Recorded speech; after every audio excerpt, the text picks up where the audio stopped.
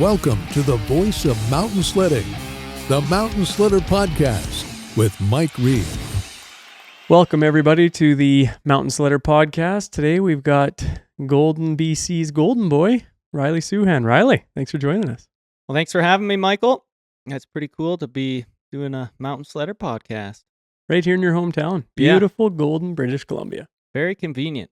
I literally just drove in from work, basically. And how's work been going? We were texting back and forth today. It's been good. Yeah, we've been busy. We've been logging all the way up here and until the fall and up into winter. And yeah, full-time gig. She's been a busy one, and it's been pretty good. So you're a logger. You're what, second, third generation logger, aren't you? Yeah, third generation logger right here in Golden.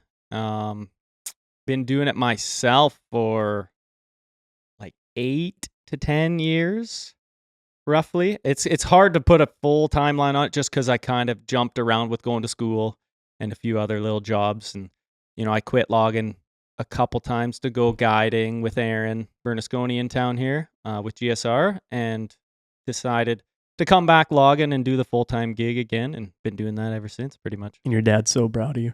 Oh, yeah. Just loves it. Soupy's so proud. That's awesome. We'll get to Soupy in a little bit. But Which, speaking of him, though, because he was still logging as well, and he's been doing it his whole life. And we work for the same company, too. So Dwayne Suhan, yeah, a.k.a. Soupy.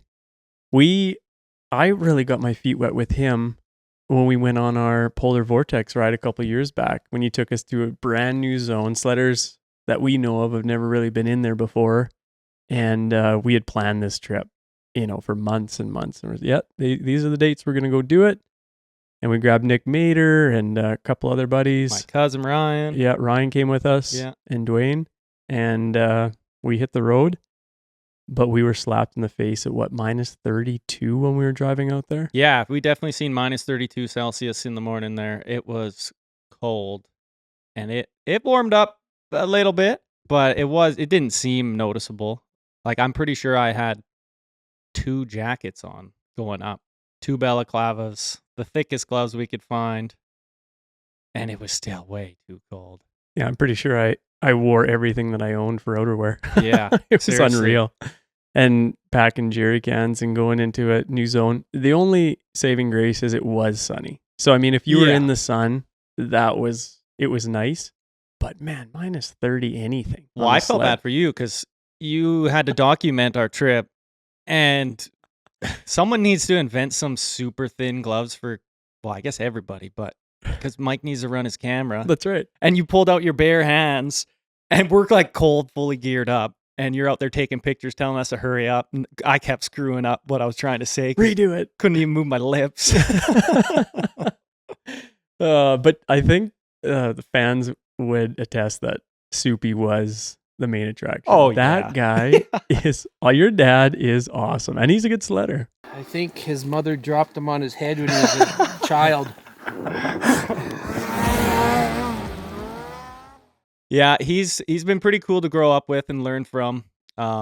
Basically, I give him all the credit for everything I've learned with sledding and where he's taken me and shown me around Golden. And from his experience with logging and road building, we have Golden in our back pocket, basically, because he's built half the roads around here, or at least worked on them. So we got these little zones and little secret spots we want to try and have tried in the past that we can go and access. And that was one of them that we documented, whatever that was, a couple years. Yeah, I think it was 2 years ago. Yeah. 2 years ago. It's funny, like backcountry snowmobiling really owes a lot to loggers because, like you mentioned, that's how we access our zones is through logging roads, cut blocks, and that sort of thing to kind of get up into the Alpine. Once you're in the Alpine, you can kind of tour and traverse from there and kind of make your way. But that initial up out of the valley where the wood's really thick and you can't really bust trails on sleds, it's because of logging roads. Yeah, that's the hardest part. And without the access, we wouldn't have, I don't think, any of our zones, really. Like Quartz Creek, like our biggest main zone, that's our bread and butter for Golden. And honestly, one of my favorite zones, but it gets hammered real quick because that's where everyone goes.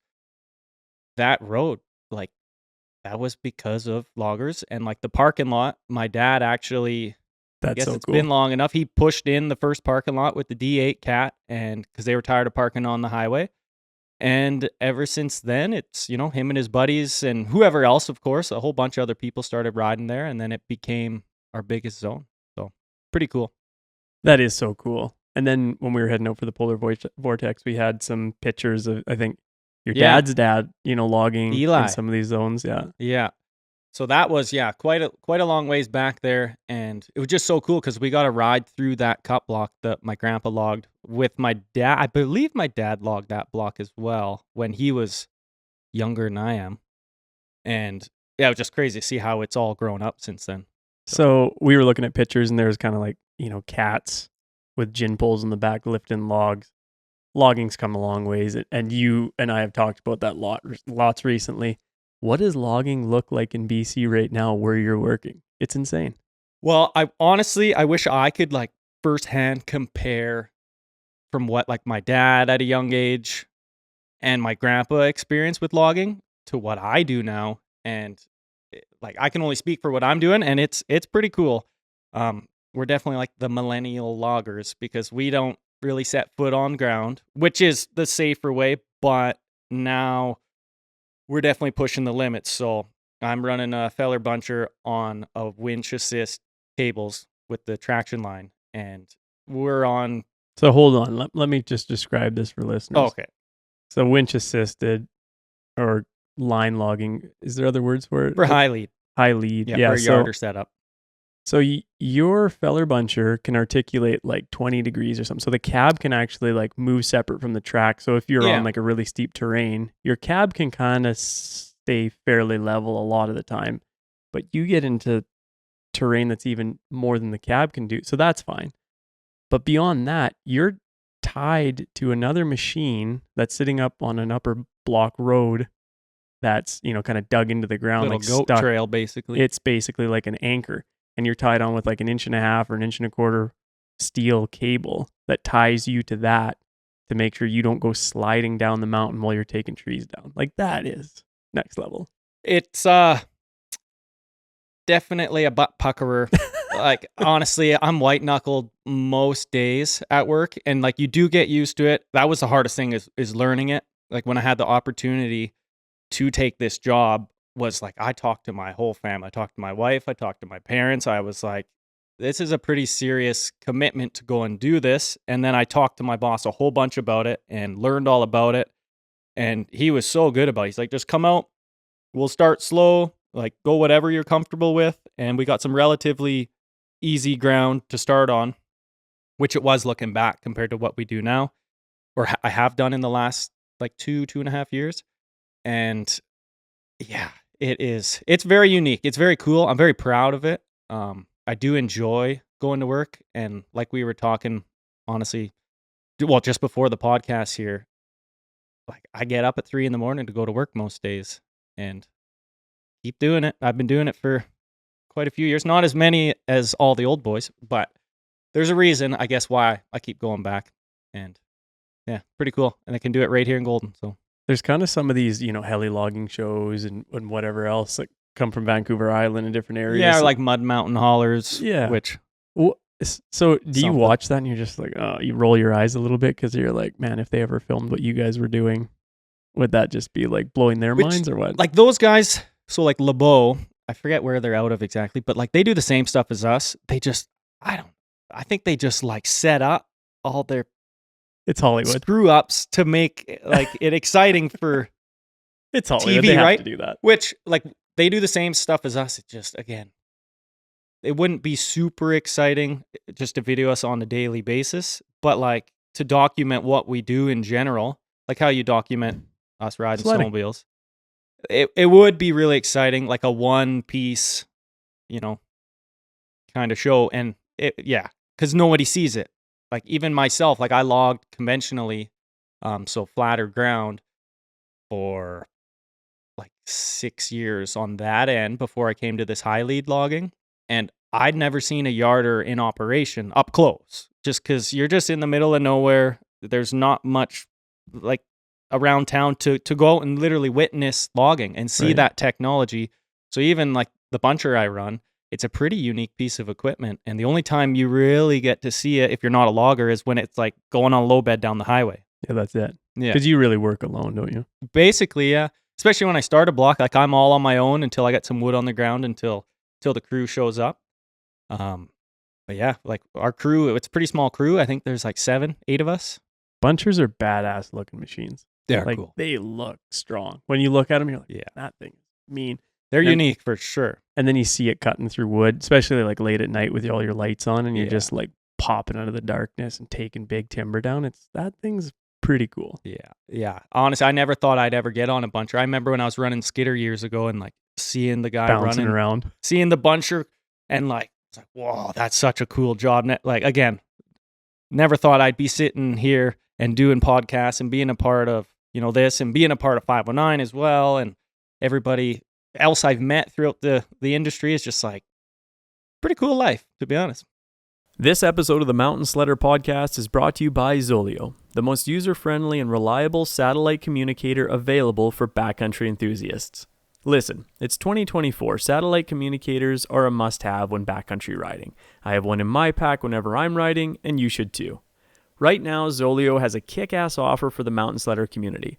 For Canadians north of the border, if you buy a ZOLEO messaging device before December 13th, 23, you'll save $70 off the regular price. $70!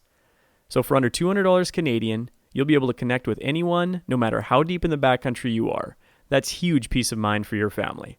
For our American friends, the same promo and dates apply, but you can get your ZOLEO device for just $149 US, which is a $50 savings from the regular price. Click the link in the notes to get yours today. But wait, there's more. If you activate your ZOLEO by January 31st, 24, you'll receive a free 6-month subscription to Gaia GPS. Between the ZOLEO device and the Gaia GPS, you'll find it's the best pairing in the world. It doesn't get any better. Pro sledder Riley Suhan uses his for remote work sites and whenever he's out sledding. We text back and forth on it all the time. Click the link below or visit zoleo.com. That's ZOLEO.com. Pick yours up today. You, your riding group, and your family will all love it. You recently got married? I did, yeah. I got married in November last year, and it's coming up on our first anniversary here at the end of the month.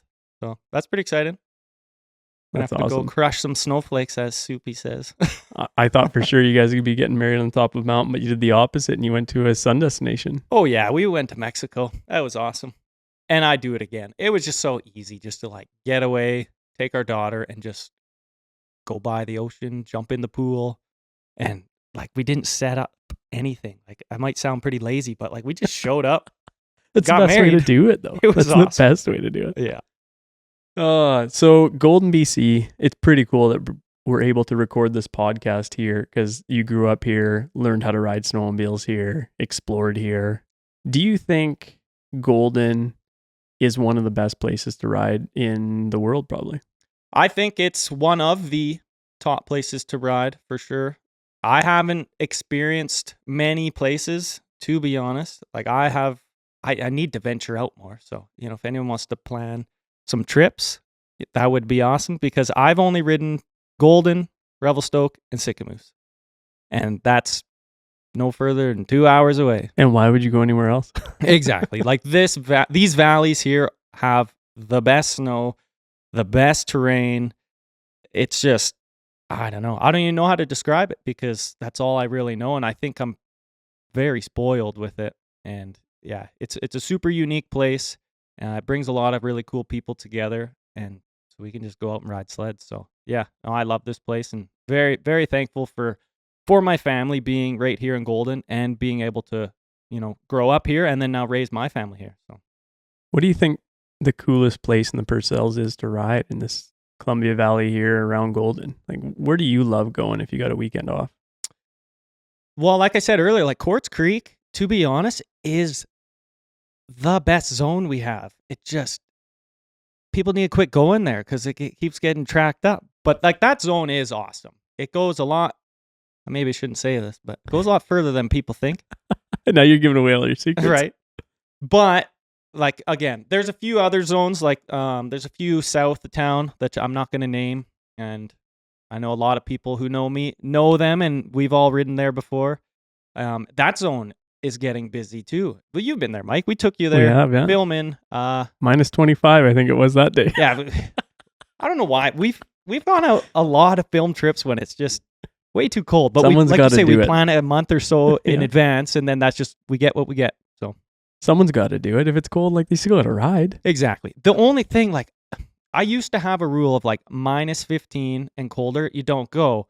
And it's not just because like the cold hurts, but like your sled falls apart. The plastic's brittle. If you do break down, it's like it's really hard to fix stuff. And then if you got to spend the night, it's hard to survive overnight. We haven't had to do that, knock on Yeah. wood, but It's a safety concern for sure. And I think that day, we had Logan with us, didn't we? yeah, Poda. Yeah. That's how you say his last name. Pahoda, yeah. Pahoda. And you were doing some 270s, and I had to give you the visor off my helmet Yeah. because it was so cold. You know, you took a tumble, and the plastic was so brittle it just cracked your helmet. I don't think we ended up replacing that. I think you still have mine. I still have that broken visor. Broken Yeah.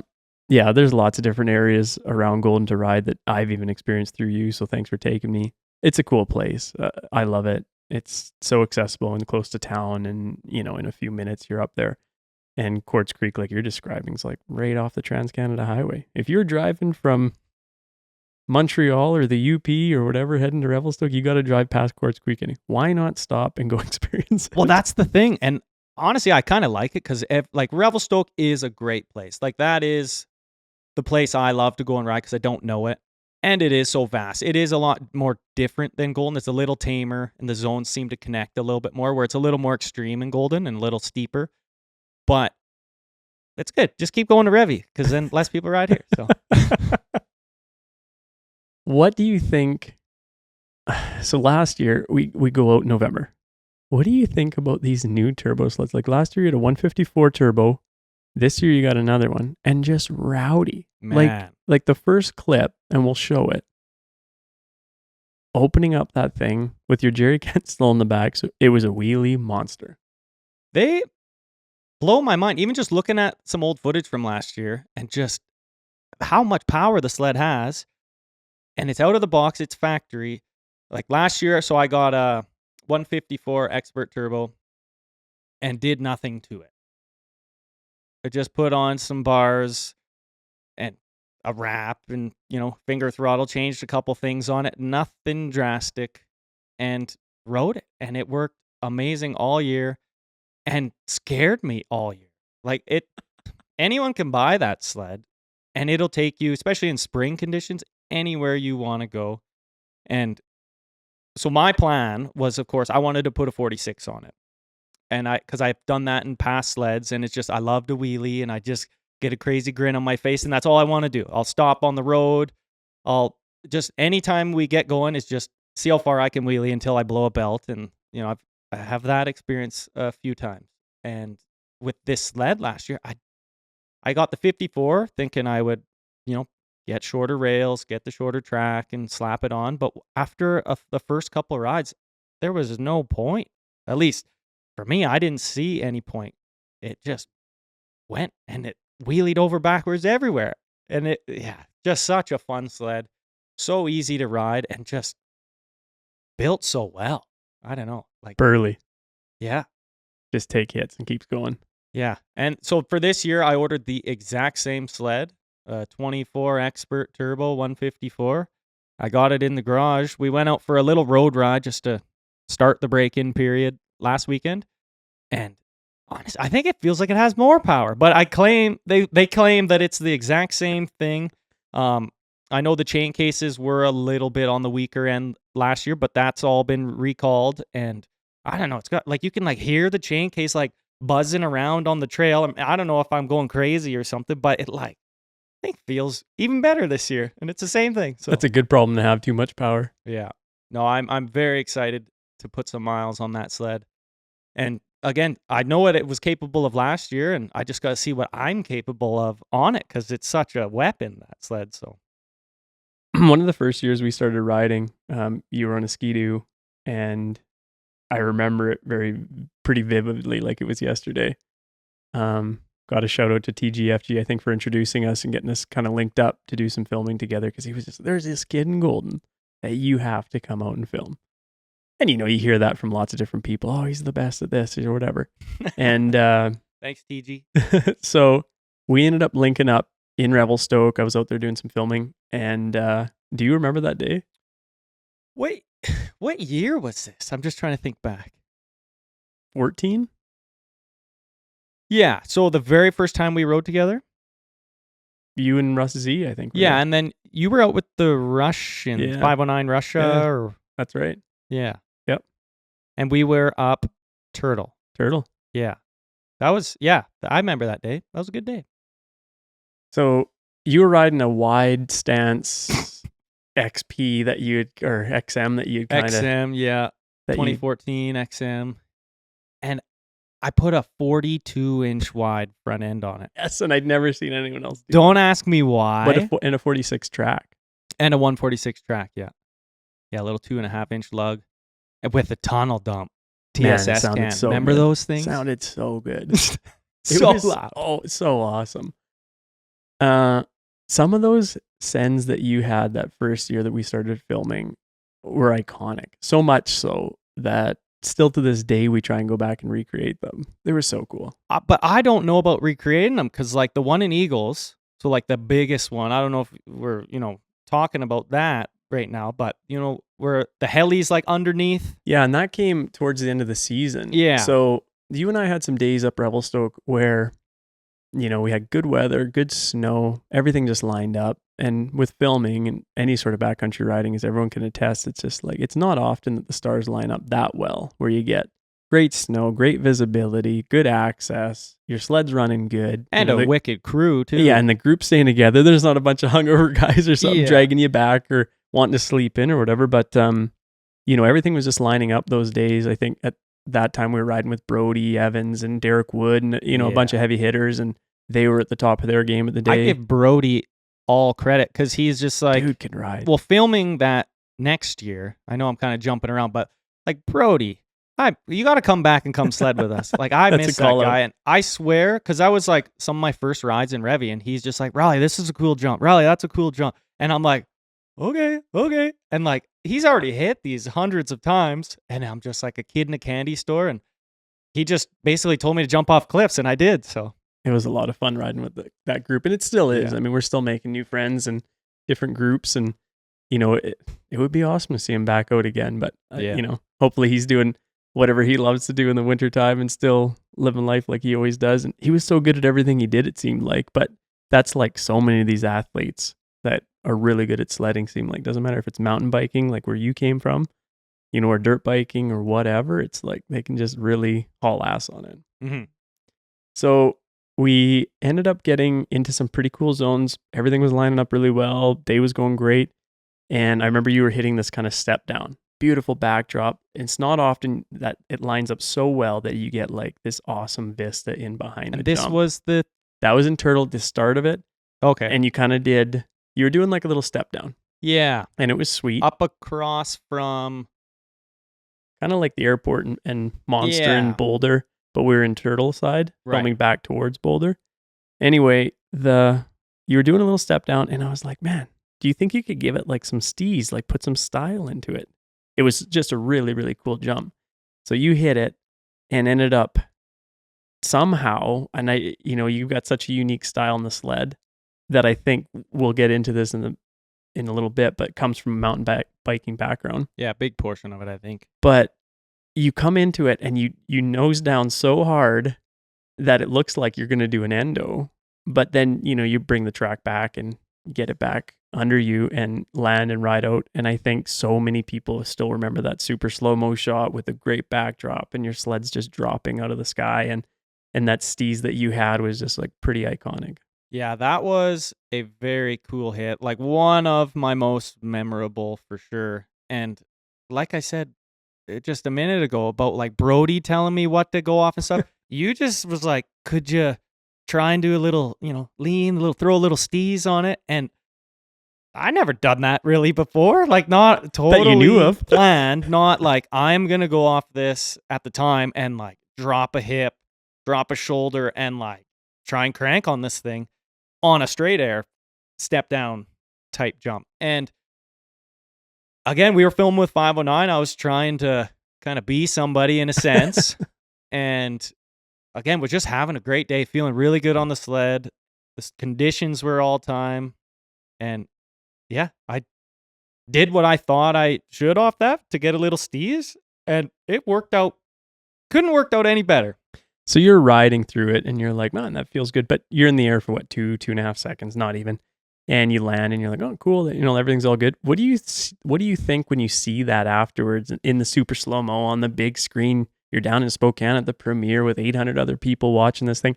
Like, what do you think when you watch that? Like when I review it and like, yeah, of those shots, to be honest, it doesn't really like seem real. I like look at it and it's like, that's pretty cool.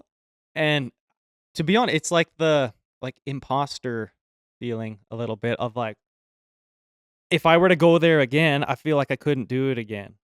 Even though I just had done it, that's just like how I feel. Like everything I've kind of done on a sled's just like, I did that. That's pretty cool. And maybe I don't give myself enough credit because I have been snowmobiling my whole life. I put hundreds and hundreds of days on sleds, and I am extremely comfortable on a sled. And it shows. Like, so I joke with my wife all the time because I can't dance. And like, I always tell her, I'm like, I don't like walking because I feel awkward. Like I have long Suhan limbs and I feel like an awkward individual. But like when I'm on a sled, I feel comfy. I'm in my comfy place, so to speak. And instead of like a 2x4, because whatever, we listen to some song that mentions the guy being like a 2x4, and I'm like, that's my song. I am that 2x4 when I'm walking around in my cowboy boots. Yeah. So we do that, and we mention really cool steez that comes from a background of another sport. And I think a lot of other athletes, you know, we talked to Borchers or Rob Alford or Nadine or whoever else that we interview. And I think a lot of people come from other sports, and you grew up mountain biking, didn't you?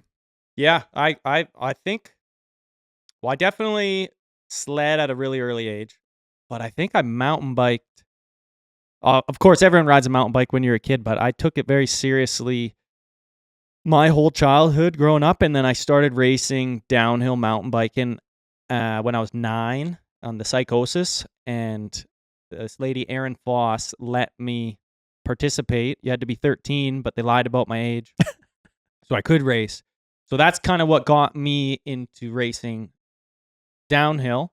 Well, and Golden's like a pretty big mecca for mountain biking, isn't it? Yeah, well, Mount 7 is like the most iconic mountain around in like Western Canada for mountain biking, other than like Whistler and stuff, of course, but it's not lift access, just a logging road, to be honest. And we're going logging up there in the next like 2 weeks. You got to bring your bike with you.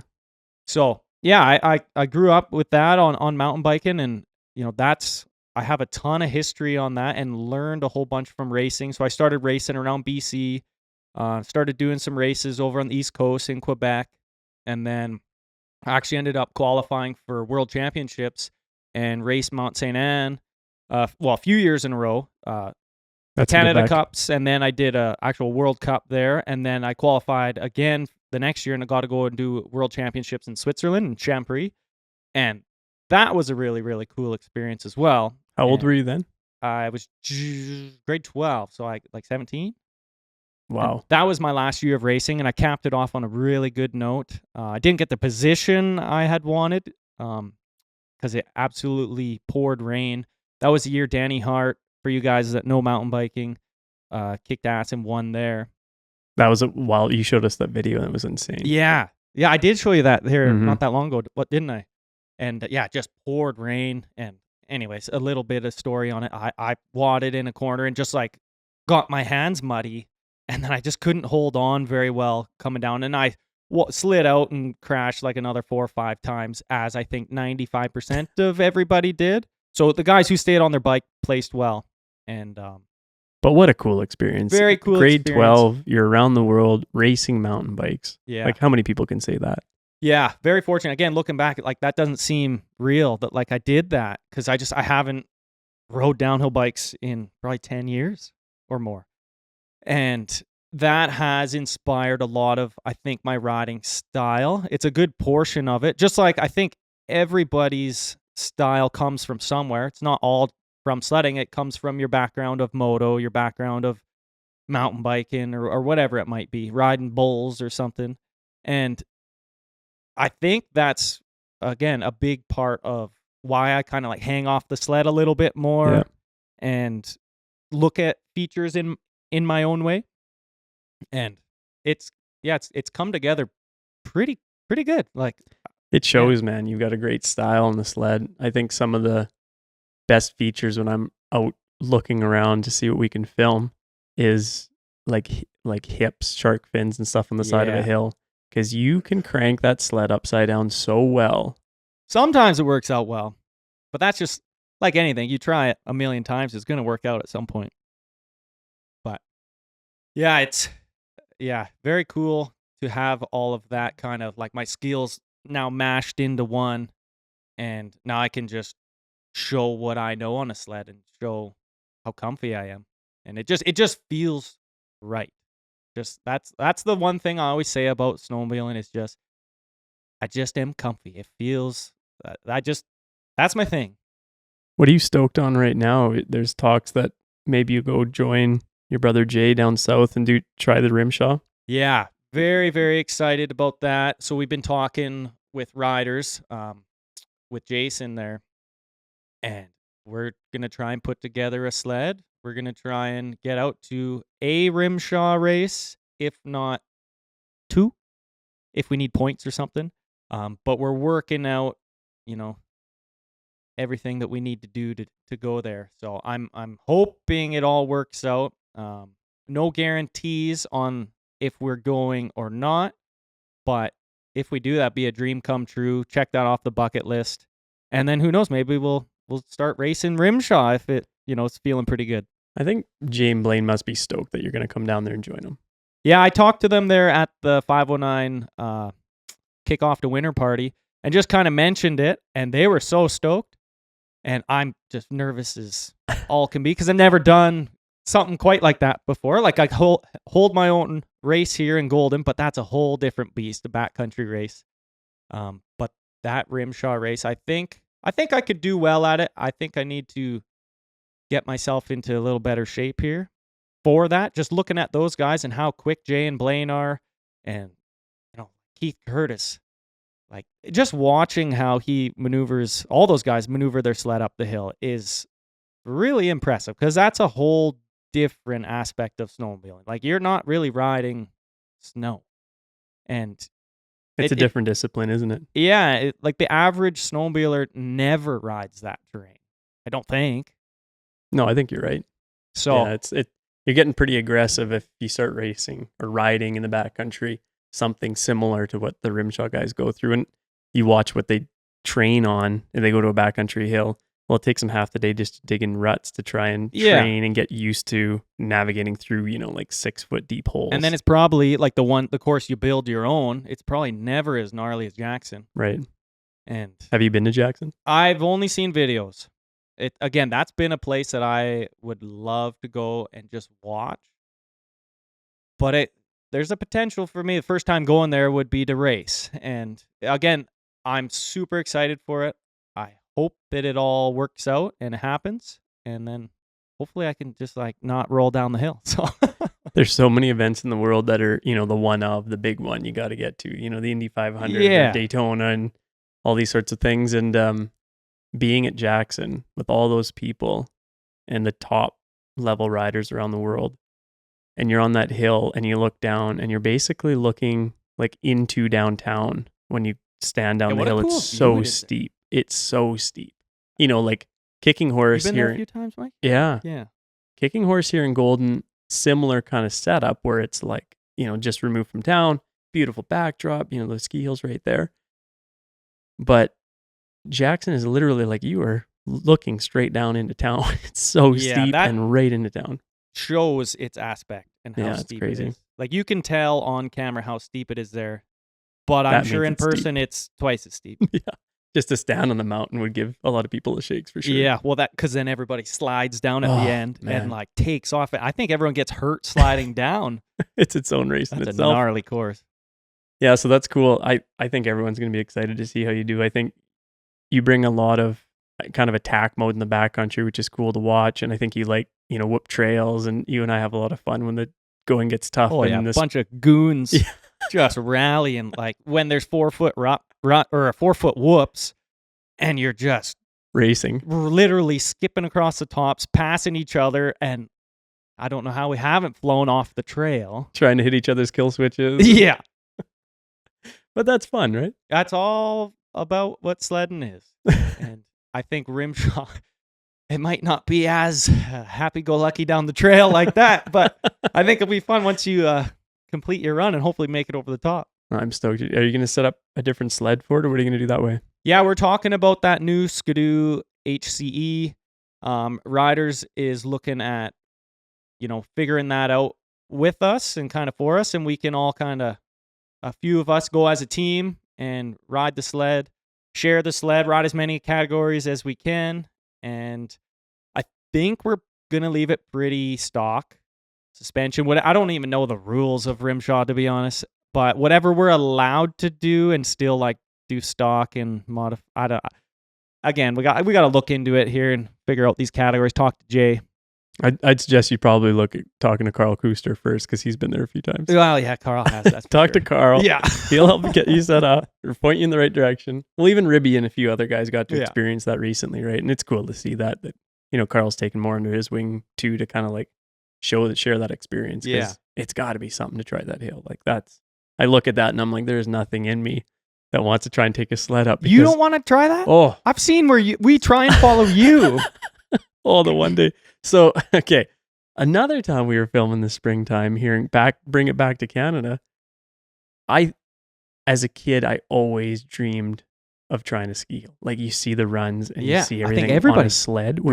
Everyone drives by a ski hill and they're like, man, that'd be so fun if you ever just got, full reign of that place. Well, thanks to Golden Tourism, a couple of their strings pulled and different things, you being here basically helped a lot. But we did get access to Kiing Hor Ski Resort when they closed down and kind of, no public access anymore. And there was still a little bit of snow left on the hill. They ended up opening up for us. What a cool experience that was. So thanks, Riley, for opening that up. But man, wasn't that cool? That was, again, like a bucket list, big check mark, because that was what every snowmobiler dreams of, is like that whole canvas of that ski hill. I just want to go rip up it. And we had permission to legally go and do it for 2 days. The only thing I wish was different was I wish we had some soft spring slushy snow, because we did the week before and then we got a cold spell and it just froze up hard. And I remember we rode up from the bottom and then we were going all the way up towards the Eagle's Eye, and then Think Twice, I think that's what the run's still called, right before the Eagle's Eye, like up onto the cat track. And remember, you went up first and I was chasing you and I hit a mogul going up and caught air. And then when I landed, it was ice and I lost all speed and tried to keep going. And I started sliding backwards right at the top of Think Twice and like sunk my track in maybe an inch and put a foot down and was just like, Mike, help. And whoever else was there grabbed a ski and pulled me up the last McBride, I think. Andrew McBride, the last couple sled lengths. And we made it up over the top without destroying my sled, which was thankfully that sled in the background right there. Right behind me. Yeah. That's awesome. What did we do? Come down the fingers. You climbed some of the fingers, you came down. Is that what they were called? I believe so. That's the skiers over into Fuse Bowl. Yeah. And then you go along the ridge, like where the Blue Heaven chair comes up. And then there's like 3 or 4 fingers that you drop down. But we climbed up. Yeah, we went up them. I think all of them. Just to see if we could. And then all of a sudden we were along the ridge and you're like, I'm going to go down here. And just like, boom, down the hill, ice, Mike's 100 miles an hour to the bottom. And I'm just like, well, I had to go set up to film. Yeah, this is the filmer. And I'm sitting there. He's supposed to be filming me. And I'm like, I don't think I want to follow him. He's at the bottom like, yeah, it's good. Like, okay, here I come. One of the coolest things, I think you and McBride and I started from the bottom maybe Aaron was with us too. It must have been the 4 of us. And we just started from the bottom and we just basically rallied right to the very top. Yeah. We had to get to the top to do some other filming or whatever. So we were like, well, let's just get up there as quick Went as you right can. up underneath the gondola, up through Show Off, Yeah. and then up through Bowl Over and up to the Eagle's Eye. I think we made it up there in we timed it. Was it 5 or 6 minutes? Oh, way less. Was it than way that, I think. 2 minutes? I think we set the world record for ascending the Kiing Hor ski resort. It's so fun though. We got good weather. The snow, like you said, was subpar, but when you get sun like that and you get access, it was so cool. So And we did find some decent snow because we pushed it beyond Fuse Bowl to the northwest, where people ski it, but you have to hike over a few Right. bowls. when on a sled, it's pretty accessible. It was easy. We were there in a Yeah. couple minutes, and then we found all those rock pillows, and That's true. Yeah. it was really unique over there. And I didn't even know that bowl existed because I wasn't hiking over there when I used to go up to the hill every year. Isn't it cool? There's not that many sports in the world that can relate to how you're just like you said, let's go check out that bowl. And on skis or snowboards, you're skinning over there and it'll take a bit of time and a bit of effort to get there. Not the end of the world, but it just definitely does deter a lot of people from doing it. And on sleds, it's just that whole zone, that whole world is open to you. Yeah. It's such a cool feeling. And because of that, which is crazy, because I never thought our ski hill was small by any means. I think Kiing Hor is a quite big hill. But Considering, yeah. I think we rode the whole hill in less than an hour, and we were just cruising around. And sorry, Kiing Hor, but your hill's tiny compared to our sled zones around here. And again, it was very, very cool, very good experience. But what we have for sledding zones is just insane. When you think Kiing Hor is small. Yeah. So, Well, it's like you got to go off resort and go to say heli skiing to compare to the zones and the canvas we get for sledding. yeah. Heli ski terrain is massive as well, and they've got hundreds of peaks they can choose from and drop down. And it's cool, but you got to take a heli to get there, and it separates a lot of people from the value aspect of being able to afford a helicopter and doing that, maybe once a year or something like that. To how many times you get to ride, a lot of Yeah. weekends in a winter, right? And sledding similar terrain. So that, and the fact that being in Canada allows us, like you mentioned, you ride Sycamoose, Revy, Golden, and that's your kind of exposure for sledding. Well, very thankfully, we live in Canada in this zone that does allow us a lot of crown land access where we can just push. There are boundaries that we have to respect in parks and all these sorts of things to be aware of, but still very lucky compared to say Europe, where a lot of these areas have to either be private or, you just can't kind of sled them. Right. So I think all these things line up so well to make Golden, Rebelstoke, Sycamoose, this whole region just some of them obviously the best in the world. Yeah. And hopefully we can keep it this way for ever, Ever. as You're- long as we can. As long as you and Soupy just keep opening up new terrain, we'll That's just keep right. going there. And that's the best thing is, my cousin, he's also a logger. He puts in roads, and it's pretty cool because he punches in roads and then we go and log it. But he's always like, oh yeah, we're going up this drainage now. And I'm always like, oh, pull up Google Earth and oh, so Derek's going up this zone.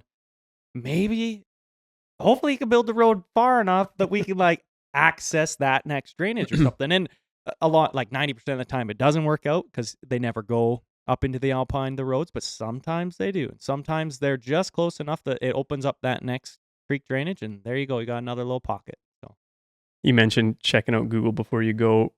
What kind of typical stuff do you find in your backpack every time you go in the backcountry? beer. Yeah, that's it. No. That's all. I always bring my ZOLEO, which again, last year it saved my buddy's butt because again, he just mousetrapped himself on flat ground, which he's a very talented, great rider, but it can happen to anybody. And that was a really big scare where we're literally doing turbo wheelies. And he I don't know if he lost his footing and just slipped and fell in his own rut. And his sled just came right back on top of him. And it was a deep day, 3-4 feet of snow. And he was gone. And luckily I was watching him. And I ripped right over to him, laughing at him because I thought he was good. And I just couldn't even see him. And his sled is so buried in that rut on top of him and on flat ground that I couldn't quite pick it up.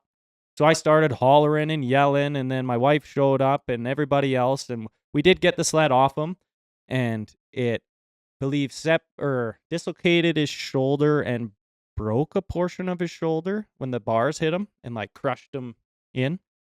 Luckily, he was good, but what I'm getting at is I had my ZOLEO, and I was the only one that day with a GPS communicator, and because of that, we got a heli coming as soon as possible. We tried to ride him out, just how he was feeling, but we only made it like maybe half a kilometer. Got him to a nice like heli landing spot with some trees, lit a big fire, kept him warm, and called the heli. And the heli, like, no fault of their own, it wasn't the nicest of days. I was surprised it could come, but it showed up over an hour later, and Dallas was a champ and, trucked it through, and I'm surprised how tough that kid is.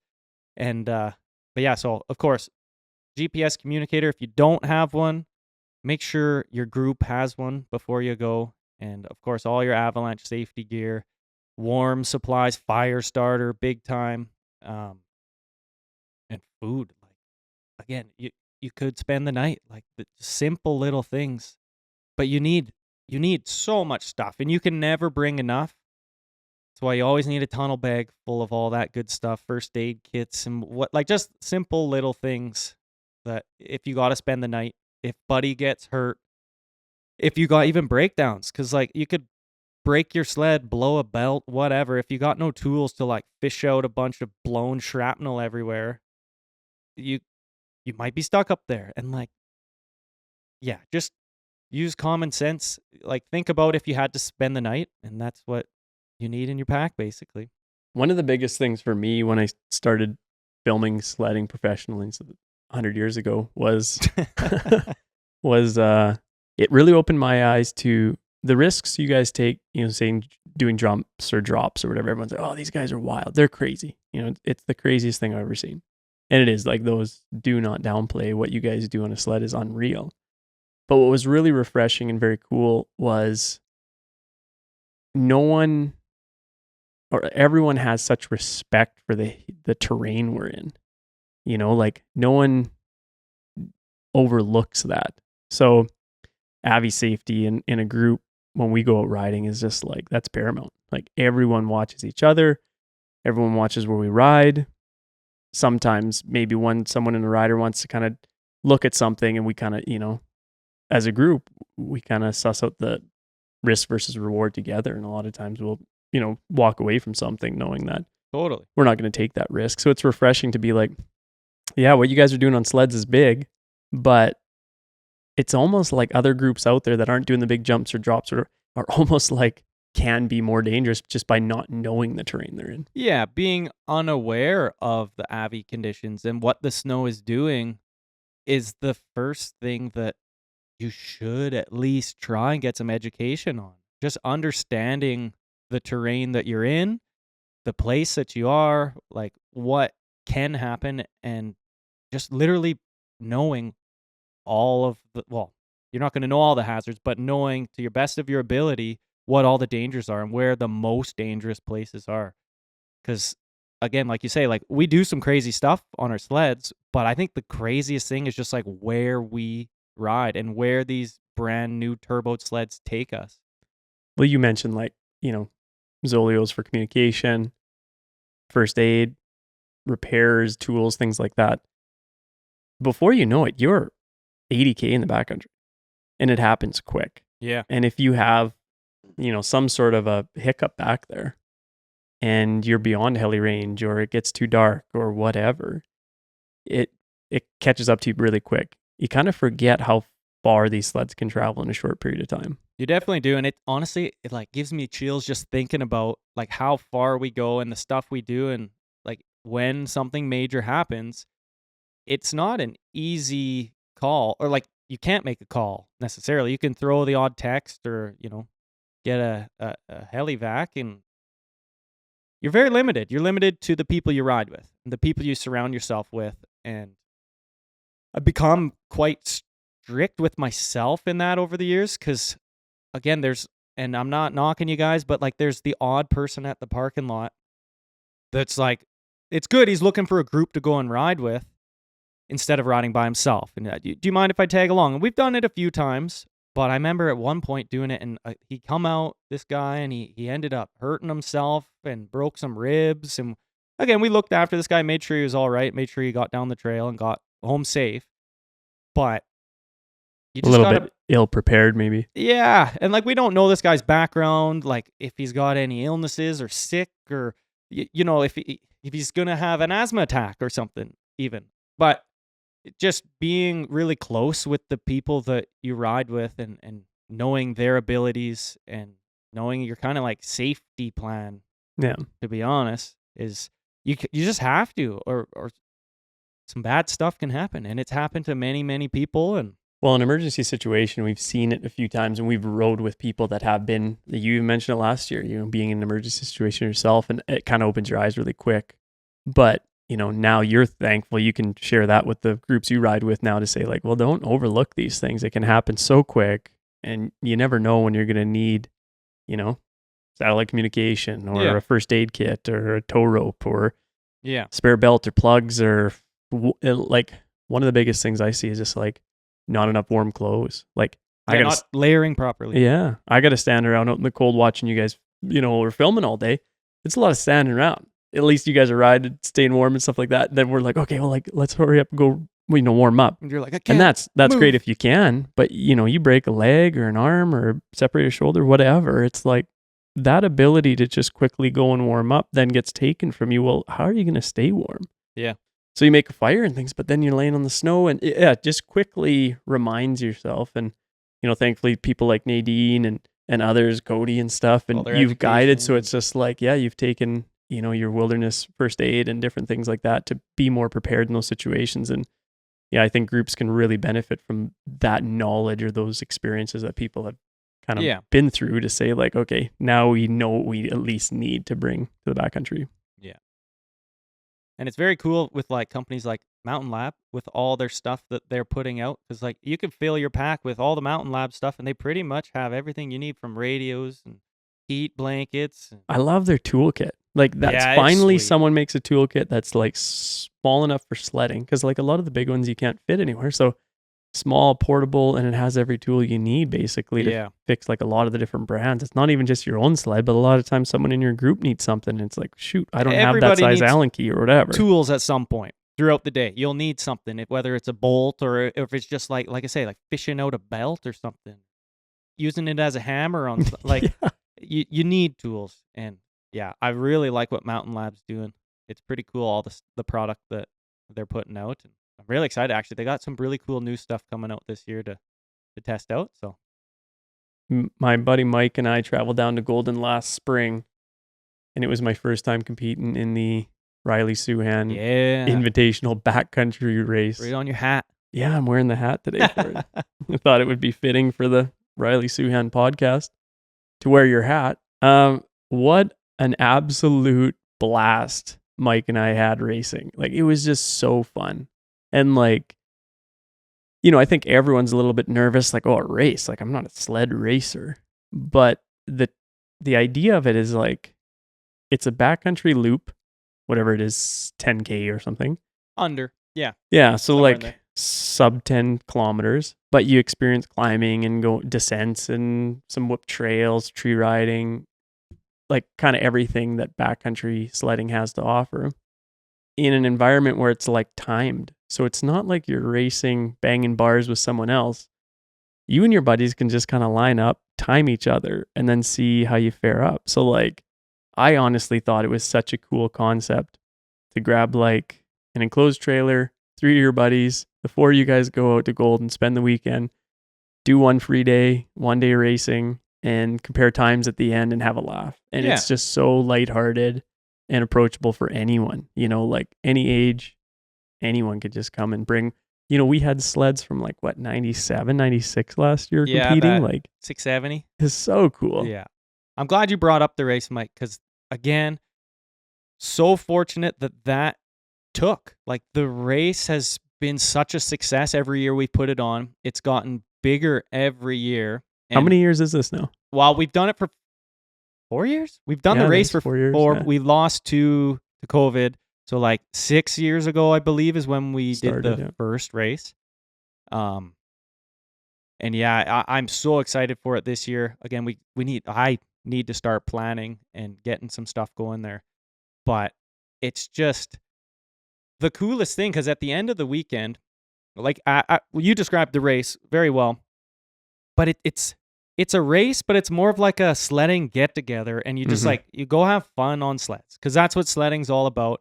And at the end of the weekend, you've met some new people, you've had a great time, and now throughout that, like, there's many guys I think that have, new riding buddies from just participating in the race and had a blast at the race, got some prizes, maybe crashed, maybe had some excitement. And I think most of them come back or have been coming back year after year. And I get so many questions about it. And, people don't quite understand the format of the race.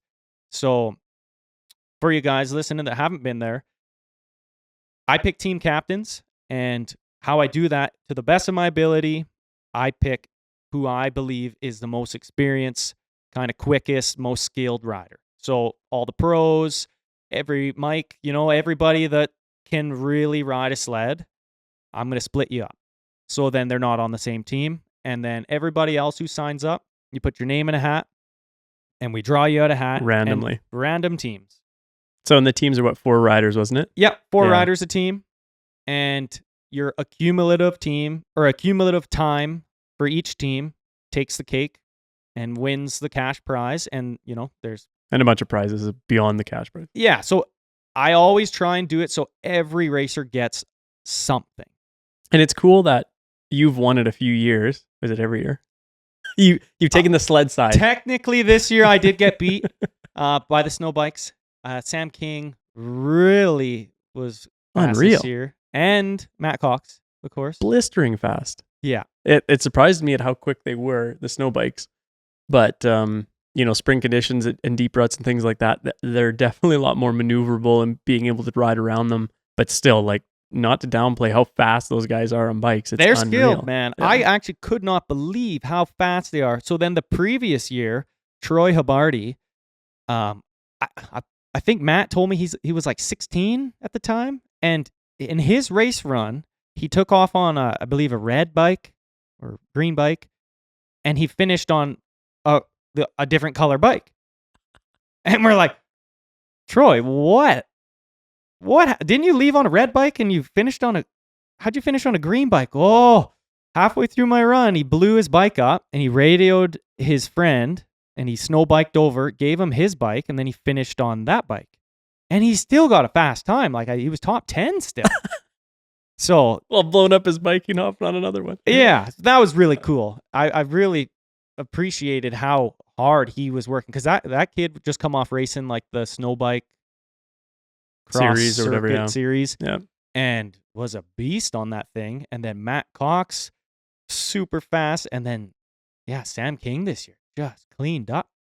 It's awesome to see. Very cool. And that's the thing too with the race. It's run what you brung, so you can ride anything you want. Like you mentioned earlier, you could ride an old 70s sled if you really wanted. It might not make the course, but we had sleds in late 90s all the way up to brand new sleds, snow bikes, anything you want to run. It's not a very serious race. Like, you come out and just have fun. So, well, Golden is such a good place to ride anyway. The Sled Club here, and the cabin up top. There was kids out there being towed around, in little GTs. Yeah. There was a bunch of families, barbecues going on. Sled Golden does it right. They know what they're doing. So it's so much more about the camaraderie, the environment out there at the start line, everyone just hanging out. Everyone getting together. Yep. And then, like you mentioned, it's just like, it's a randomized team. So yeah, there's individual results and you see that, but then it really is about your random team making new friends, 3 people you've never met before, chances are. Building a community. Yeah. And then I think the winners last year when I was there was like probably the least expected, or, you wouldn't expect who won it. But those guys were stoked, and some guys were just like average everyday Joes just coming out with their buddies for a weekend in Golden and just having a blast. And you could just see. So at the awards at the end, it's just as fun as the race itself, because, like everyone's getting together and these new friends you met, then you get to have a beer together and kind of like compare times and high five each other. And there's a ton of prizes. Like I'm pretty sure everyone walked out of there with a prize. It Yeah, was so cool. that's what I try for. Like, and I can't thank all the sponsors, everyone who's supported the race, because without you guys, everyone wouldn't get prize. So, Well, I think it's such a cool like who didn't think growing up like, oh man, well there's a backcountry race, I didn't enter in that, because like it's all aspects of backcountry sledding, like what we love to do in Golden and Rebelstoke and all these areas is just like it's all combined into a larger race course that encompasses everything. Thankfully, Quartz Creek is, pretty quickly accessible from the trucks, and it's got everything to offer right there from the cabin. Yeah, and it's very convenient. it's really cool. The hardest thing about it is you have to get people up to the Alpine, up into the backcountry. And, if you're not a snowmobiler, you can get up there. You can rent a sled. You can get into snowmobiling and come and experience that and watch the race and enjoy it. And that's where we want the sport to grow and figure out how we can make it seen more to the public and have it documented more. Like, Mike, you filmed it 2 separate years. I think you've been to it more years than that, but just filmed 2 separate years and documented it. So then we can expose that to the spectators through YouTube and the edits that you put together. So, people can learn about it and understand the format without signing up and reading about. You can just watch a video and get your feet wet, because then you'll want to do it. Yeah. Trust me, you watch the video, you'll want to do it. It's so much fun. Cool. Yeah. And no matter, like, if you, come in last or kick some ass, like That should be your new slogan. Either come in last or kick some ass. You're welcome to come to the Riley Suhan Invitational. Wow. That'd be awesome. But it's just so fun. I wish everybody who has ridden a sled could come and experience it and see what it's all about. Even if you just come watch, and maybe we could get a series going. But you guys can do that in your own town. Yeah, someone else take on the leadership a lot of work, for that. But it's worth it. Yeah. So we're really looking forward to it at the end of this year. It's always the first weekend in April. Mark that in your calendars. Cody, take some time off. He hasn't experienced it yet, has he? He hasn't. He's got to do 4 races we've done, he hasn't been able to come. Porchers, you got to come do it. Yeah, I just bugged him here and was like, book it off now. He's like, I worked there. Book it off. Yeah, book it off anyway. Yeah. You're coming. How do you think he'll do? Oh, Cody will do great. The old Silver Fox, I don't think he's aged a day in his life. He's got some hyperextend a knee backwards by accident or something. He's got some endurance on that guy. Yeah, he can do it. Oh yeah, that's his long limbs and his massive. He'll just height. Reach over to the finish line and finish before everyone else. Walks right over all those bumps and ruts, and there he is at the finish line. You've experienced a lot of different things sledding. Backcountry. You grew up doing that with your dad and different things. And a couple of years ago, you called me and you're like, "Oh, finally passed the torch." There was a spot we were trying to get into, and I had to break trail for my dad. And that I remember that moment. You were just like, it felt so cool. Yeah, it is pretty crazy because, again, like I was saying at the start here, like I learned so much from my dad and growing up with him and following him around. Basically, like he took me sledding so much as a kid, and I've always followed him, and he showed me where to go and all his favorite spots. And yeah, I think it was quite a few years ago that I surpassed the old man, but he really gives me a run for his money, or my money still. And I think the first year you had the Riley Suhan race, he held the fastest hill climb time for a while. Or maybe he was the fastest that year on the hill climb. I think he was second. Well, either fastest or second fastest, but all I know is he beat me. He beat you and he was up there. I set up the course and I put in showed the timer where to put the timing posts. Like you knew exactly. The trip timers. I knew exactly where it was. And he still beat you. And I'll admit it, like that year, I went wide around the corner so I could get speed to go through the start of the timed hill climb and like blew through the top. Thinking, oh yeah, at least I'm going to get this fastest part. And Soupy beat you. And somebody will maybe beat me in the race. Turns out my dad had no idea where the time section was, and he got faster than me. And it still blows my mind how he did. I think it was like half a second faster. And I'm just like, how? And he's so proud of himself. How old were you when he started bringing you up to the backcountry? Well, a long time ago, when I was actually 3, my dad took me up. I believe maybe I was younger. I believe it was about 3. They took me up to Quartz Creek and through Cabin Valley, right where the park line is. Well, about halfway through Cabin Valley on the right-hand side, they're doing hill climbs. They used to do a hill climb event up there years ago. And like, it was like, I don't know if it was a sanctioned club thing, but that's It was like a big thing, yeah. But they were actually climbing like open, big faces, and it was like pretty crazy. But like they're on like old indies and RXL like triples, yeah. modded out hill climbers, which is 650s, sweet. But my dad, so he went to go warm up his sled on the other side of the valley. This is a crazy story. And he went to like where the park line is at the end of Cabin Valley and up to the left, up that chute. And I guess that's where you go and warm up your sled. You climb that mountain. In the 80s, sure. In the 90s, 80s. That's what early they did. 90s. Those guys had no fear, climbed everywhere. And he went up there and got right to the top. And I guess when he was turning around, he kicked off a real big avalanche.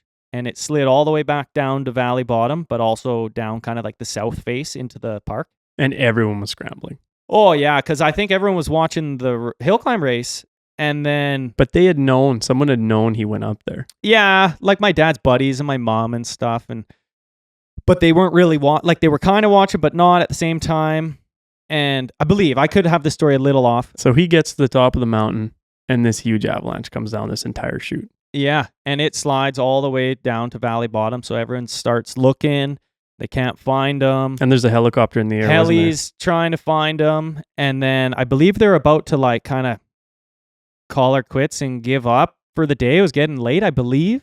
And the heli decided to fly over the other side of the mountain. And turns out that it had slid that way. And that's where it had taken my dad and his sled. Down the And backside of the mountain. The backside. And the heli spotted a little dot Walking moving, back up. walking back up the Avi path because my dad didn't know exactly what else to do. And they ended up grabbing him, and somehow he didn't get killed that day and just got a scratch on his nose. And I've noticed with my dad, every time we go up Quartz Creek, he goes up like the middle bowl, which we call up to top of the world. And then he goes along the ridge until he can see that spot where he almost got killed. And I think he just goes and just has a little look and just Pays his respect to it. pays his respects and remembers kind of what happens and is very thankful for the outcome. And then he carries on and we go a ride. Randy Swenson shared that story with me years ago, and I couldn't believe it when he told me. Yeah, the heli saw him walking back up from the backside, and everyone was in the rubble trying to find him and couldn't find anything. You know, and those were the days before beacons and this and that and proper avalanche awareness. The safety and procedures respect. weren't there as much, I don't believe. No, they weren't. It wasn't as commonplace as they are today, that's for sure. I mean, nowadays the bare necessities for avalanches, your transceiver, almost everyone's got airbags these days or backpack. And then, your probe and shovel you need. And I remember riding back in the 90s and you had maybe an old SOS transceiver and a shovel. Probably not even a probe. Like, it was just different times. Not much, like, probably, I'm guessing, not much experience with, like, That's right. using your Yeah. transceiver and actually putting yourself in a scenario to, like, know the stressful situation of multiple In burials. an emergency, yeah. Yeah. Yeah, that's a crazy story. I can't believe that. Down the backside. Yeah. And he was riding did he not bring that sled out to the Polar Vortex? Yeah. That's the sled. 650. Yep. Yeah, he just put that 650 engine back into it because he blew it up then and hadn't put an engine in since. Did he do some water skipping with that or something, I heard? Not that sled. Or he intended to. But, well, He wouldn't take that one on the I water. don't think so. But he has skipped some sleds before, Mitten Lake years ago and stuff. But yeah, to answer your question way back there, like, yeah, so I guess I started when I was about 3 up in the backcountry and kind of been going up there ever since then. Started riding like full-size big sleds. Like my first full-size sled was a 98 670 of Beautiful my sled. dad's. That thing had the biggest 90-degree throttle and like I had to use my full hand to push It had it. the progressive throttle. Half throttle was fine, and then full throttle was like a whole nother deal. That was a blue sled, wasn't it? Yeah.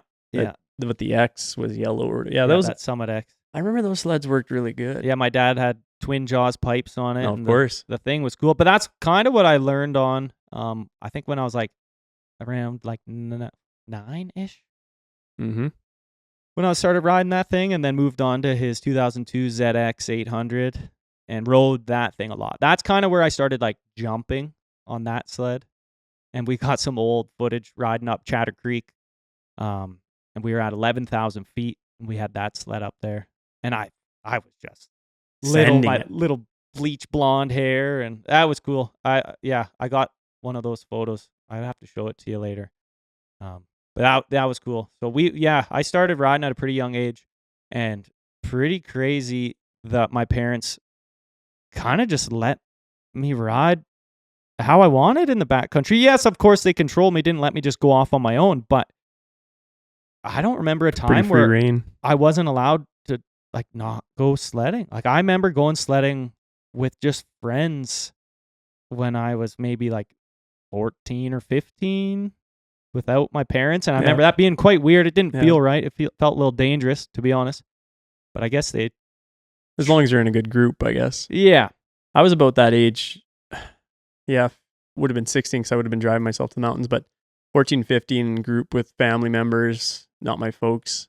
And then, 16 when you get your license or whatever, and you're asking dad for his truck or whatever because it's the only one that could haul a sled. Take his trailer. Yeah, and then you head up there. But I was talking with my buddy the other day about it. Like, hats off to our folks for allowing us to do. Like, I started sledding in the backcountry when I was 5. A little CCM hockey helmet because a solid sledding helmet wouldn't fit. They were small enough in those days. Right. But just sitting there, riding squirrel, going up at that time in Kakwa, 50-kilometer trail ride in to get into the mountains, and it's 2 hours one-way drive to get in there. Well, that's a long ways back, Mike. My dad would have had a 2-wheel drive Ford with chains on to get back there. Yeah. And, maybe a home-built 2-place trailer or something. And, but you packed in his family, and, you weren't riding the super deep days in the middle of the winter, but you go out in the spring and stuff. And I just remember, like, there's a lot of work to pack up the family and do it, but what a reward to do it. And you and I wouldn't be where we are today with snowmobiling as big of a part of our life if it wasn't for them. So, yeah. Huge pat on the back to Soupy and, like our families for doing it. Oh, exactly. Got to give it to our parents and everybody that's introduced or like progressed the snowmobiling industry to where it is now. Like, not that it's easy now, but it's sure a lot easier to go out for a big day of sledding than it was 20 years ago or more. Yeah, I mean, the groom trail systems, and again, like Sled Golden, this whole area is just so much more developed, right? You got trail maps, you're more aware of where you're going, there's bigger groups to go out to. And finally, like one of your other aspects of snowmobiling professionally is you guided for a while. So you can hire good guides like yourself to go take you in the backcountry and talk about safety. Like, man, that's one of the best ways to do it if you're inexperienced, because it's like guys like you will take you to zones where it's safe. You've been watching the snowpack all year. You'll, show them how a sled rides or can access different areas. And if you do have troubles, you're there to kind of help them through it. So what did you think? What was guiding like? Like, how did you bite your tongue so much in some of the scenarios that you put yourself in guiding? There was a lot of tough days for sure, because you get a lot of people that just like have zero experience. None. And like I snowmobile to have fun. And then when I turned it into a job, there were some days that wasn't the most fun. And like you say, I kind of bite my tongue a little bit and pull on skis and keep doing the same thing. And you're not really going anywhere. But where you're going to the same place you've been the last 500 days. Well, yeah, because the one year I remember doing like 120 plus days on snow, and I had maybe Aaron's got me beat, but the record for the most days up courts was like 70, 80 days in just one season up just that zone, and it wears on you if you're riding most of the same zone all the time, but it's not all bad, because like I met a ton of cool people and like still in contact with some of them, and then seeing even people's progression in just one day, like just how they don't even know how to start the sled in the morning, and then by the end of it they're actually like doing a couple of carves, little side hills and like little wheelies, and they're pumped and they're high-fiving at the end of the day, and like they get that bug of sledding just from one day And it was cool to see that stuff. I just learned that it wasn't necessarily my gig. Like, yeah, it's not for everyone, is it's it? tough. It's a lot of work. Yeah. It's a lot of discipline. It's a lot of work in general. Man. And it's very cool. But again, I'm very thankful and glad that I did get to do the guiding thing and get that experience and be that kind of role, like taking out 4 or 5 people, and they're all looking up to me. And at first, they're a little skeptical, and at the end of the day, they're asking me all sorts of questions and asking me if I can go and do this and that. And they're just tired of riding. They're tired. They just want to watch me. And then those days are great. The start, a bit of teaching. At the end, it's, a bit of a show. And then I get to go and ride and hit some jumps and have some fun.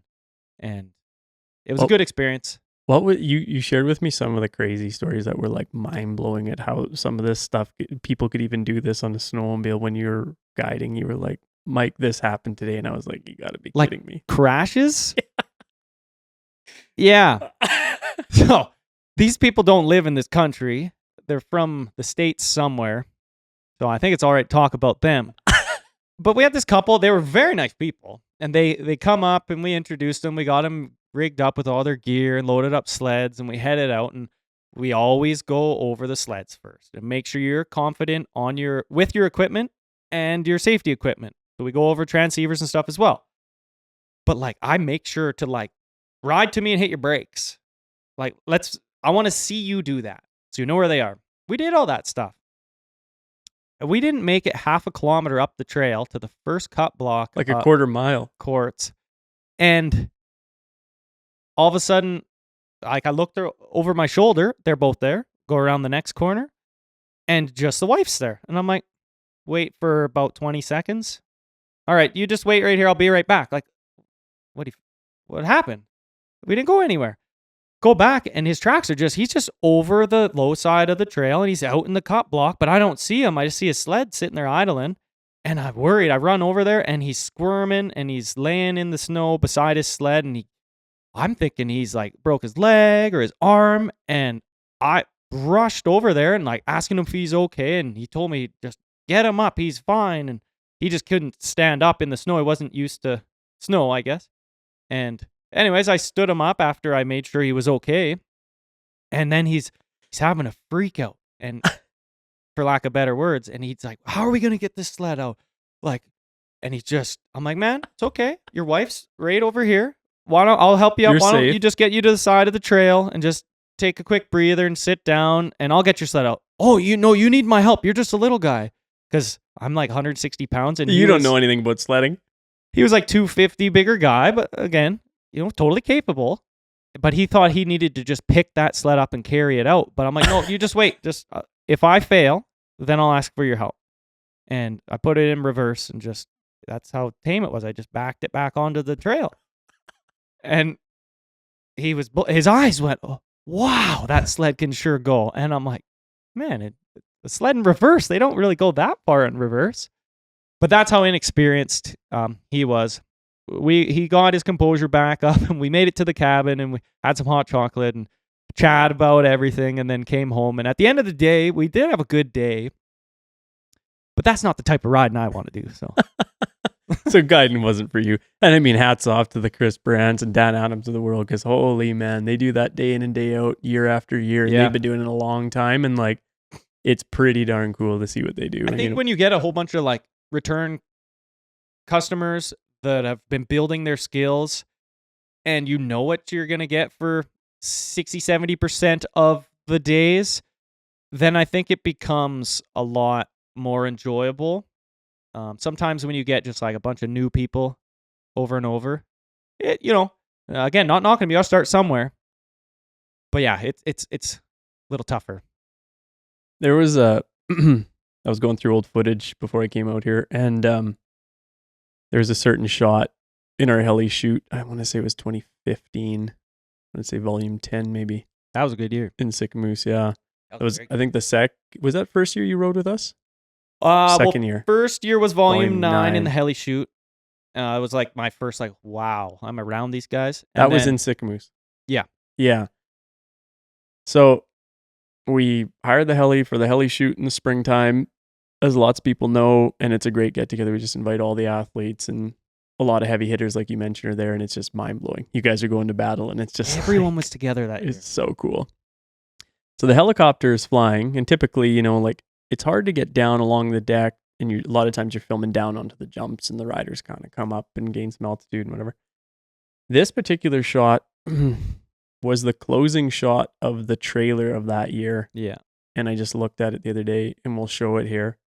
And take us through it. It's the one where I'm looking up at you and you're above the helicopter.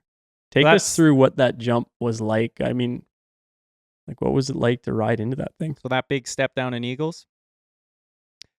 That was, well, I'll just give you a little bit of thoughts on what I had here in the last couple of years when I rode over that same spot. And I wouldn't do that again. Like, I've rolled it and was like, we did this, and multiple guys did it that day.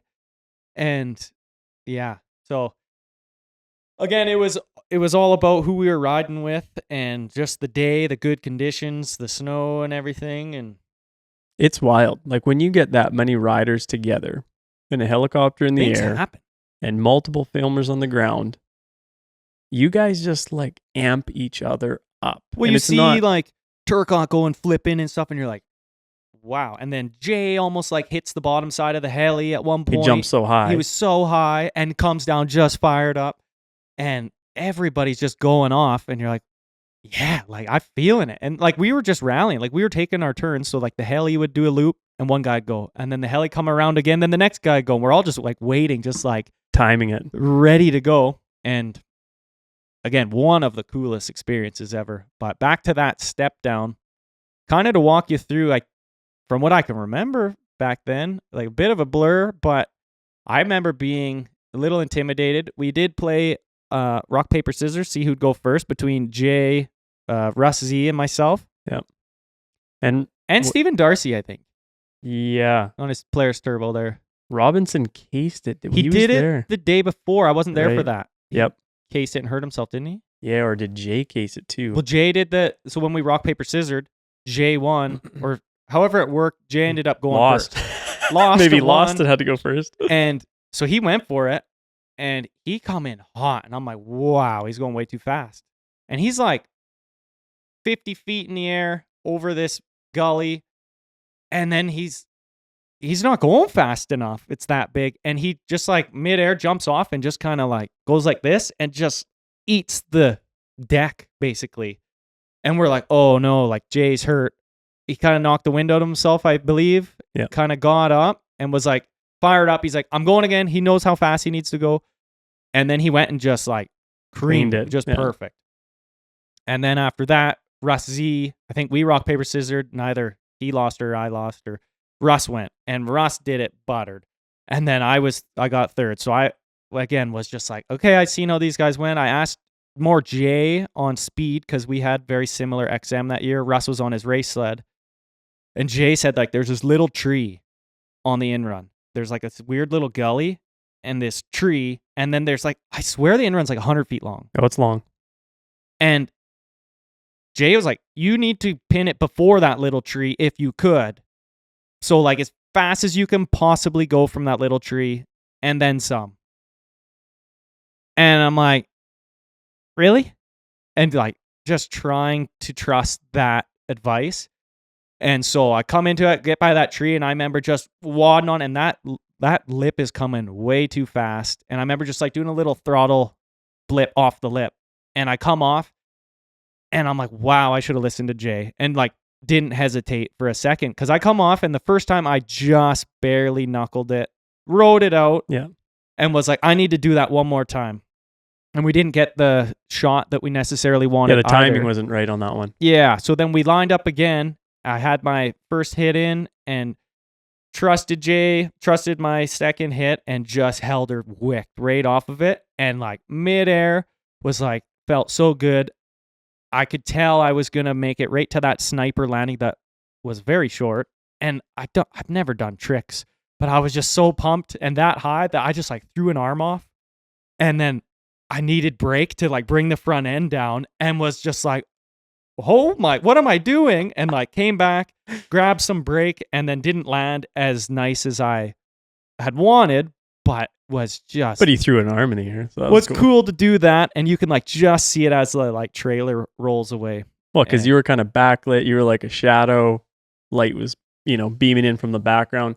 Here you come. You're way higher than the helicopter. We were down in the valley, and we were just kind of timing it blind. And I think McBride or someone was calling you guys in. Derek Wood was on beside the Okay, lip, yeah. and he was Yeah, kind of so- like telling me go, relaying the message, and Yeah, he'd watch the heli and he'd watch you guys, and then he'd give you guys the sign to come into it. yeah, And it's that whole, when that all links up together, when the heli's cruising by at, 60 miles an hour, 100 miles an hour, whatever it's doing, and you guys are coming off at the right speed and you slow that shot down. and that looks so feeling, cool. like I haven't had quite that feeling before of just like coming off.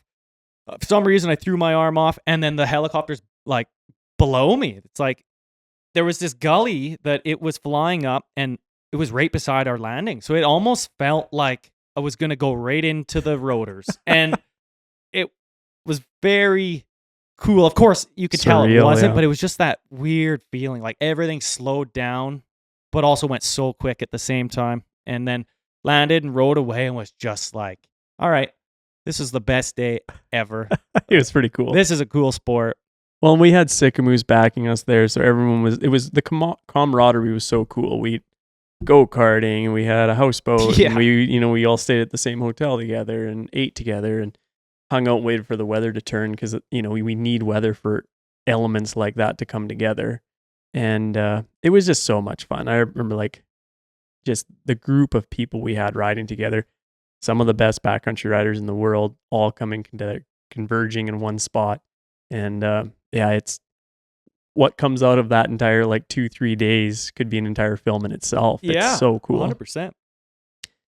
So that jump was probably, would you guess, 50 feet horizontally to get past the knuckle, and like At least, yeah, I'd say, yeah. maybe 60 feet, and then like probably down from the takeoff to the deck was probably 30 feet down or something. Like it was, It and was big, Mike. Like I think people like, I want to say it was 30 almost and square, like almost like 50 and Yeah. 50, it's probably, yeah. kind of. So people like, oh, you hear 50 feet and it's, oh, like, what's that? It's, like nothing. Yeah. When I remember standing on the jump, we found it years earlier, and I think it was, Cody Robinson or someone and I, and it was just like this, like you mentioned, it's just like you rode over it since then. And it's just like, I would never No. try that again. But again, like in the right circumstances with the right group and the right timing, and you just get amped up on it. And it's just like, it's a pretty cool feeling when you do butter something like that, because you're definitely pushing your comfort zone. Yeah. Because like when you go riding with your buddies around Golden, it's just like a lot of times you're the best rider out there, and you can only push your limits so far. But you start getting into a group like that, and you're like, oh man, this is capable on the sled. That's We're the doing thing it. about like any sport. Like once you start progressing, you want more. And like you need to ride with people that have at least the same like ambition as you, and you need to like see what is possible too. And so like going out with Cody, going out with Jay, going out with Well, even guys like Rob Alford or Carl Kuster who have been riding the backcountry their whole lives, it's just yeah. like, it's very cool to see like how they look at terrain too, Mhm. or the Brants of the world and Dan Adams, those kind of guys that have such a long lineage in the backcountry. It's just like, man, it's so cool. Not just the trick guys or the freestyle guys or the guys that are hucking biggest, but like the guys that can take you into zone and they're just like, oh, you just ride there, and make it look so yeah, easy. so and you're just like, casual. Like trying to follow Rob, like the year we went and filmed with Nadine doing that big explore mission. huge explore mission. Way up north of Revy, and Rob is just like gone. We're like, where'd he go? And granted, he was on a 74. Well, so- and we did have like a lot of fresh snow, but that was very cool. I think that's one of, I don't know if I've rode with Rob any other time than that. It's been a long time for me too. I was just talking with him the other day and I thought the same thing. I'm like, man, we got to get out again. Yeah. But just guys like that, they love that explorer aspect of it and pushing boundaries that way is just like, it's a similar feeling, but different for sure. You're Yeah. more grounded than what you guys are doing pushing it for Right. sure. Just a different aspect, but it all comes together in like a well-rounded rider that, you can't just be a jumper. in sledding. Who do you think you looked up to most when you were growing up watching sled films and different things? Is there a single rider that stands out to you as being like, man, if I could only ride like them? There's so many. And again, I look up to literally all of them in the films and like, you know, all the modern riders now. But like one of the first that I like idolized, I think, was Jay Quinlan. I think like a lot of other guys, just the gnarly stuff he was doing, the unique like urban Double kind of drops stuff too. And just his like style. And just back then he just like was like, for lack of better, it was almost like punk rock in a sense. Oh, like, absolutely. it was, Jumping that ski lift? yeah. And Or, I like, just doing- remember everything he did was like, I want to make my sled even look like his. And like, Oh, that Pro X2? He probably single-handedly sold thousands of those sleds just because guys like you and I were watching, Yeah. just being like, I'm buying it. I guess I'm going to get one because Quinlan's got one. and like every year it kind of like changed. I remember like Steve Martin one year. So, Oh, man. What's that? Oh, man. Like some of his segments. Yeah. Do you remember that Spitfire one in Sled Next, like, whatever it was, 10 or something? And they had that Spitfire song from, Oh yeah. I remember Prodigy or whatever? downloading all that music Oh, and yeah. like, I still have it on some of my music things. oh, yeah, absolutely. Yeah. Still live by that. I've copied him. He had blue and white Sled Next gear Yeah. with the like white, blue, and red Fox helmet. And my parents, some reason, spoiled me that year. I got the exact suit and the exact helmet. Come on, you was got a like, suit and helmet in the same year? You Yeah. were spoiled. Uh-huh. And I was like, I look way too like I know what I'm doing. I think I was like, I must have been hardly over 10. 10, yeah. And that was that year. Again, I seen his segment. I was like, yep, that's what I want to even look like. It's so funny because I think so many people relate to that. Like McKinney was interviewing Borchers, and Borchers, same thing. And they're kind of that same vintage of rider, you know, and even McKinney, because like, yep, same thing. And, you know, you're another generation and myself and whatever. It's just like all of us, doesn't matter really your age, but I think his style of riding in those eras really stuck. But then you look at guys like what Alford was doing on his ZX chassis with trailing arms, hawking huge drops. It wasn't Rob where he cartwheeled like Yeah. he was on a Rev then for that one, I think. Jacket over his helmet and he's just cartwheeling down. Yeah. Wild, man. But yeah, I mean, like, just mind-blowing at what those guys were doing on older sleds now. And Borch, like the old Silver Fox doesn't slow down and like his stuff. So I forget what year it is, but he's on, I think he was flipping it a bunch. That must have been an 06 Rev, the red and white or Yep. gray hood. gray, yep. And I remember just seeing like how smooth and fluid. And he just like, when he landed, he just like, and just like planted. Yeah. And Rode out, I just like, whoa. calculated. And then then it was like, holy, Borch is like, now he's my buddy, which is crazy. But just like watching him was like, I like that style. Do you remember That's seeing his cool. Stewart step down where he hit his hand? Who stepped down, sorry? His Stewart step down where he hit his head on the handlebars That was huge. and he got a cut or whatever. That was where he like landed with like a ski tip on flat, basically. Huge. Yeah. Yeah. That Borch is wild. He's still wild. He's still wild. He's still hard to keep up to. Yeah. Oh, he is for sure. And he's so gung ho. Like he always gives me shit if I like don't call him, and he's like, well, "Why weren't we planning any trips? Like you need to call me more. Like just Why'd because you it's summer, you're supposed to call me." I'm like, Borch, you're working too. Yeah. We're all busy. The phone calls both ways. Yes. Oh, that's awesome. What do you got in store for this winter? Well, just hoping for another really good season. I just bought my daughter a little sled, a little MXZ 200 from Skidoo, and we took that out for the first time last weekend. So I'm hoping to put some good days on that, have some good family days, Nice. and again, do some filming with you for 509, put together a unique segment. I got some cool features I want to try and accomplish this year, some stuff I haven't really been done before. And hopefully we get the right snow and the right conditions to do that stuff. Like we talked about with Rimshaw, again, it's like a bucket list thing, but I really want to make that happen. And then, of course, my race. You got a busy winter. Yeah, but it fills the winter just perfectly. Like once all that stuff's done, it's like, yeah, I had a good winter. And Nice. then, I want that race to go off without a hitch again and see if we can kind of like enhance it and make it more efficient. just to like save timing with setting up and signing up. It's a and big program. maybe get a better website just so it's like waivers, everything done there, so we can just Sure. show up and race. But we got some ideas. Actually, my wife come up with a bunch of really good ideas, which is that one. Well, here's an open invite to anyone listening or watching to Yeah. join us at Yeah. the 5th annual Reach out. Riley Suhan backcountry race. It's so cool. You guys got to experience it. Riley, thanks so much for joining us. Thanks for taking time out of your busy workday. I know you got to get up in probably a few hours to go run the buncher. 3 a.m. comes pretty quick. All right, buddy. Well, let's meet up at some point this winter. I'm looking forward to it. Yeah, sounds good. Thanks, Mike. Appreciate this, and thanks for having me, and thanks, Mountain Sledder.